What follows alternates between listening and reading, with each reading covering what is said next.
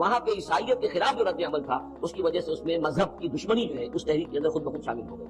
تو مذہب سے بیزاری، روحانیت کا انکار، آخرت سے بالکل بے پرواہی اور اس کا بھی انکار، اور خدا ہے یا نہیں ہے اس سے کوئی سروکار نہیں، یہ جو اس تہذیب کے اصل میں اثرات بنے ہیں سارے، یہ اسی غلطیوں کا یہ اثرات ہیں، نتائج ہیں کہ جو عیسائی مذہب کے اندر بھی یہ تحریفات کر کے جو غلطیاں کی گئی ہیں. اس کو یہاں کہا گیا ہے کہ ان لوگوں نے کہ جنہوں نے یہ عقیدہ ایجاد کیا، ما لہم بہ من علم، ان کے پاس اس کے لیے کوئی علمی سند نہیں ہے، ولا لآبائہم، نہ ان کے آباء و اجداد کے پاس کوئی سند تھی. کبرت کلمۃ تخرج من افواہہم، بہت بڑی بات ہے جو ان کے منہ سے نکل رہی ہے، بہت بڑی گستاخی ہے جو یہ اللہ تعالیٰ کی شان میں کر رہے ہیں. ان یقولون الا کذبا، یہ نہیں کہہ رہے مگر جھوٹ، سراسر سیدھا سفید جھوٹ بول رہے ہیں. فلعلک باخع نفسک علی آثارہم، تو اے نبی شاید کہ آپ اپنے آپ کو ہلاک کر لیں گے ان کے جو اثرات پڑنے والے ہیں، عیسائیت کے اس غلط عقیدے کے جو نتائج برآمد ہوئے ہیں.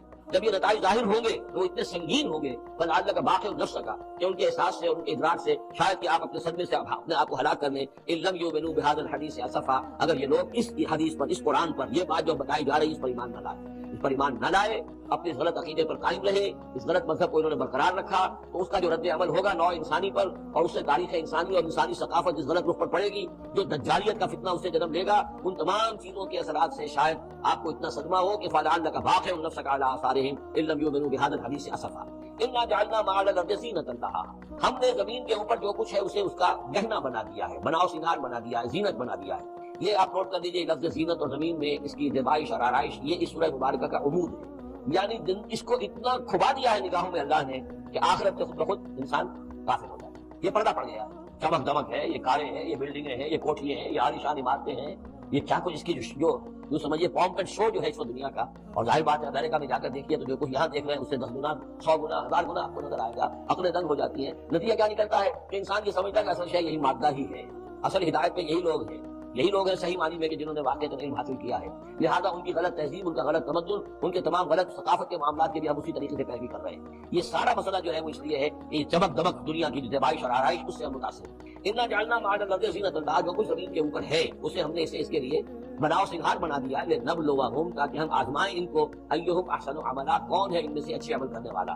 یعنی اب یوں دیکھیے وہ شعر جو ایک ہے، اگر ذرا تھوڑا سا شان باری تعالیٰ کے اعتبار سے تو شاید اتنا مناسب نہ ہو، لیکن یہ کہ مفہوم کو ادا کرتا ہے کہ رخ روشن کے آگے شمع رکھ کر وہ یہ کہتے ہیں ادھر آتا ہے دیکھیں یا ادھر پروانہ جاتا ہے. ایک طرف ذات باری تعالیٰ ہے اور ایک طرف یہ دنیا ہے، اس کی چمک دمک ہے. اب یہ پروانہ جو ہے یہ انسان، اس کا امتحان ہے، آیا یہ اللہ اور آخرت کی طرف جا رہا ہے یا دنیا کی طرف اور دنیا کی زیبائش اور آرائش کی طرف جا رہا ہے. جو زیبائش اور آرائش کی طرف چلا گیا وہ گیا، تباہ و برباد ہو گیا، فقط خسر خسران مبین. اور جس نے اس دنیا کی زیبائش اور آرائش اس سے منہ موڑ کر وہ جو حقیقت ہے، جو اصل حسن ازلی ہے اللہ تعالیٰ کا اور اس کا جو جلال اور کمال ہے اور جو آخرت کی نعمتیں ہیں ان کو اختیار کر لیا، وہ کامیاب. تو امتحان اتنا ہی ہے کہ رخ روشن کے آگے شمع رکھ کر وہ یہ کہتے ہیں ادھر جاتا ہے دیکھیں یا ادھر پروانہ آتا. وَإِنَّا لَجَاعِلُونَ مَا عَلَيْهَا صَعِيدًا جُرُزًا، اور یہ کہ جو کچھ بھی اس پر ہے ہم ایک وقت آئے گا کہ اس کو بنا کر رکھ دیں گے جیسے کہ میدان جس میں سے کہ فصل کاٹ دی گئی.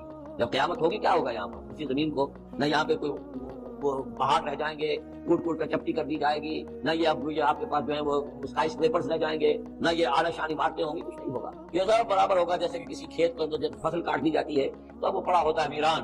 وَإِنَّا لَجَاعِلُونَ مَا عَلَيْهَا صَعِيدًا جُرُزًا، ہم اسے کر کے چھوڑیں گے ایسا کھیت کہ جہاں پر چورا پڑا ہوا ہو، صرف بچا کھچا جو ہے وہ اس کا توڑی کا اور کچھ نہ. ام حسبت ان اصحاب الکہف والرقیم كانوا من آیاتنا عجبا، اب یہاں سے اصحاب کہف کی بات شروع ہو رہی ہے کیونکہ پوچھوایا تھا یہودیوں نے اصحاب کہف کون تھے.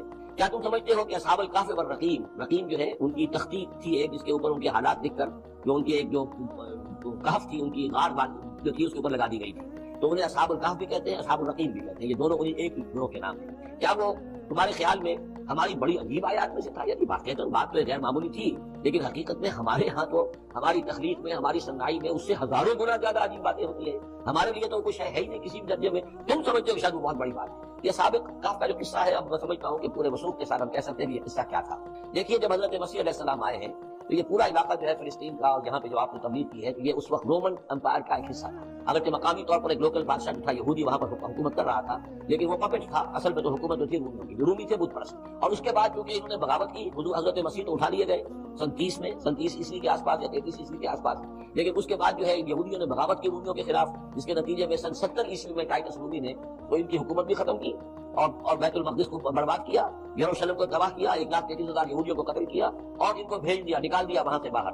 اس وقت کا معاملہ یہ ہے کہ اب کوئی اکے دکے جو بھی رہ جاتے تھے یہاں پر، کوئی یہودی یا عیسائی یہودیوں کو تو نکال دیا، عیسائی رہ گئے، لیکن عیسائیوں پر بھی بہت ظلم ہوتا تھا. یہ مواحد تھے، حضرت عیسیٰ کے ماننے والے، وہ بت پرست تھے.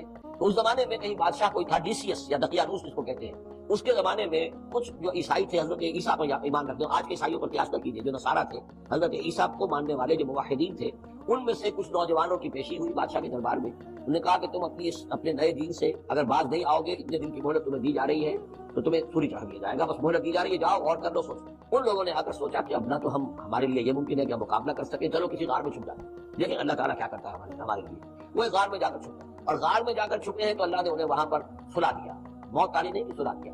اللہ کروٹ بھی بدلواتا رہا، ان کے لیے سارا کچھ بندوبست کیا، اللہ کی قدرت میں تھا. حضرت عزیر کو 100 برس کے لیے مار دیا تھا، موت کے بعد ان کو دوبارہ زندہ کر دیا. لیکن یہ کہ ان کا معاملہ یہ ہے کہ ان کو وہاں پر جو ہے تقریباً 300 برس یہ وہاں پر پڑے رہے اس غار کے اندر. غار کی شکل کچھ خاص ایسی تھی کہ ادھر آنا جانا لوگوں کا تھا ہی نہیں. اور یہ ہے جو موجودہ ترکی کے علاقے میں شہر ایفیسس ہے، اس کے آس پاس ہے اس طرح کے غار، جیسے ایجنٹا کے غار ہندوستان کے مشہور ہیں، ایسے ہی وہاں بھی غاروں کا سلسلہ ہے. اور ہیں بھی وہ ایسے کہ ان کے دہانے جو ہے وہ ہیں شمال کی جانب، تو دھوپ ان میں براہ راست